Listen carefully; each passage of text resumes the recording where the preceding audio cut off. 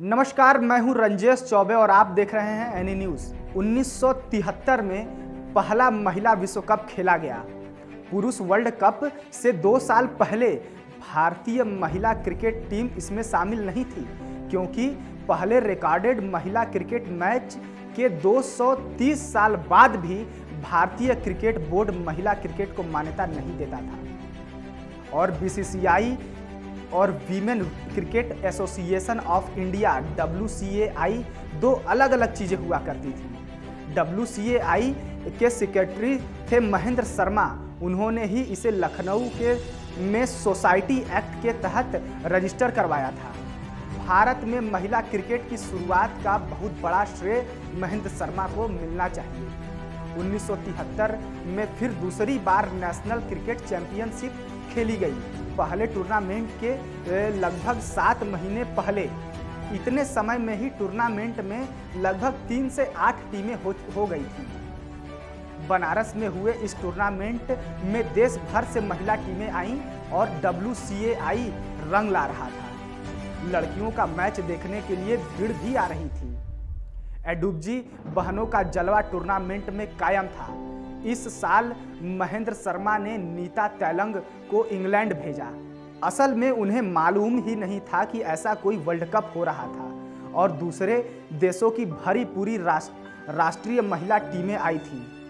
इत्तेफाक से उन्हें international women cricket counselling IWCC का पता मिल गया और उन्होंने उस पते पर खत लिख दिया। खत में गुजारिश किया गया कि भारतीय महिला क्रिकेट टीम को मान्यता दी जाए। उधर से जवाब आया और उन्होंने 19 साल की नीता को प्रतिनिधि के तौर पर भेज दिया। नीता तैलंग को इंग्लैंड में IWCC को ये विश्वास दिलाना पड़ा कि भारतीय महिलाएं साड़ी में क्रिकेट नहीं खेलेंगी। उन्होंने विश्व कप के मैच देखे और अपना मिशन में सफल होकर वापस आ गई। अब WCAI भारतीय क्रिकेट बोर्ड के ऊपर बढ़त बना चुका था। BCCI अब अपना महिला क्रिकेट विंग नहीं बना सकता था। उन्होंने महेंद्र शर्मा को मुंबई बुलाना चाहा, लेकिन शर्मा लखनऊ में ही अड़े रहे। शर्मा जानते थे कि भारतीय बोर्ड WCAI को अपने कब्जे में लेना चाहता है। IWC से मान्यता पाने के बाद महेंद्र शर्मा ने महिला क्रिकेट टीम को प्रमोट करने में कोई कसर नहीं छोड़ी। उन्होंने मीडिया का सहारा लिया और खूब टूर्नामेंट ऑर्गेनाइज करवाए। साल 1975 में यूनाइटेड नेशन ने अंतर्राष्ट्रीय महिला वर्ष के रूप में घोषित कर दिया।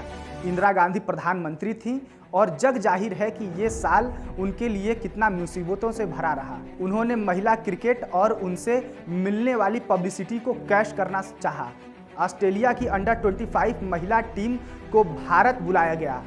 ये टीम बगैर किसी मानदेय के यहाँ आई थी। इस ऑस्ट्रेलियाई टीम के साथ साउथ जोन ने बेंगलोर में एक वार्म अप मैच खेला गया। मैच की रिपोर्ट अखबार में छपी। अगले दिन मालूम पड़ा कि साउथ जोन की 3 खिलाड़ी सुधा शाह, फाजिया खलीली और सुजन इत्तेचेरिया उस भारतीय टीम के लिए चुनी जा गई थी। उस भारतीय टीम के लिए चुन ली गई थी जिसे ऑस्ट्रेलिया से पुणे में मैच खेलना था। ये तीनों लड़कियां बेंगलोर एयरपोर्ट पर अपनी फ्लाइट का इंतजार कर रही थीं। इसके साथ ही उस वक्त वहां मौजूद थे हिंदी फिल्मों के एक्टर विनोद खन्ना। कैरियर के हिसाब से विनोद खन्ना शानदार फेज में चल रहे थे। सुजा, फाजिया और सुजन हिचकिचाते हुए विनोद खन्ना के पास पहुंचती हैं और ऑटोग्राफ मांगती हैं। विनोद खन्ना ऑटोग्राफ देने से पहले उनसे एक सवाल किया, आप में से सुधा कौन है? विनोद खन्ना के हाथ में एक किताब थी। उन्होंने उसका सादा पन्ना खोला और सुधा शाह से कहा, मुझे आपका ऑटोग्राफ चाहिए। अखबार में छपी रिपोर्ट ने सुधा को मशहूर कर दिया था और विनोद खन्ना उनके प्रशंसकों में से एक थे। सुधा को अभी भी समझ नहीं आ रहा था कि इतना बड़ा फिल्म एक्टर उनसे ऑटोग्राफ क्यों मांग रहा है। सुधा ने किताब का खाली पन्ना खोला और उस पर साइन किया, बेस्ट विशेष सुधा शाह। जब आप क्रिकेट के रिकॉर्ड छानेंगे तो आपको पता चलेगा कि देश के लिए लगातार सबसे ज़्यादा टेस्ट मैच खेलने के मामलों में सुधा शाह दूसरे नंबर पर आती हैं। उन्होंने अपने कैरियर में 21 टेस्ट मैच खेले हैं और अक्टूबर 1976 से फरवरी 1991 के बीच उन्होंने ये सभी मैचें लगातार खेली हैं। अपने करियर में सुधा शाह ने भारतीय टीम की कप्तानी की और फिर महिला क्रिकेट टीम की कोच रही। एक मौके पर तो उन्हें टूर के बीच में ही मैनेजर भी बना दिया गया था। सुधा चेन्नई में पैदा हुई और वहीं पली बढ़ी। गुजराती पिता और मलयाली मां के साथ सुधा का बचपन निकला। जब वे अपने स्कूल में थी तो उन्हें मालूम पड़ा कि लखनऊ में महिला क्रिकेट एसोसिएशन बनाया जा रहा है।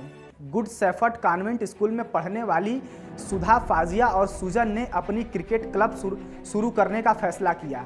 ये आसपास के रहने वाली लड़कियों की घर जाती और उनके घर वालों से पूछती कि क्या आप अपने बच्चों को क्रिकेट खेलने के लिए भेजना चाहेंगे। आगे चलकर मद्रास की महिला क्रिकेट टीम बेहद मजबूत हो गई। सुधा ने आगे चलकर भारतीय महिला क्रिकेट को आकार देने में एक बहुत बड़ी भूमिका निभाई थी।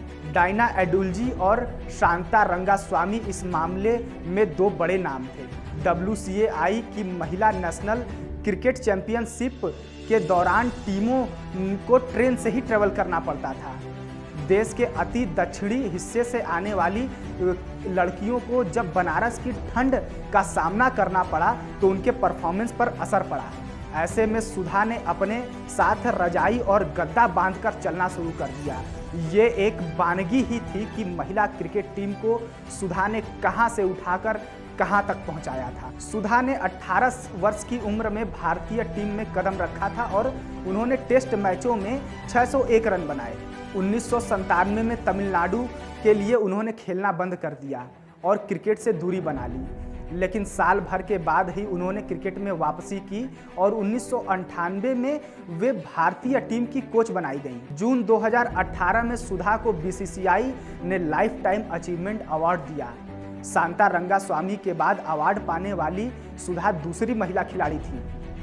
ऐसे ही खेल जगत की दुनिया से जुड़े हुए रोचक कहानियों के साथ हम आपके सामने अगले सप्ताह फिर हाजिर होंगे। तब तक के लिए बने रहें एनी न्यूज के साथ।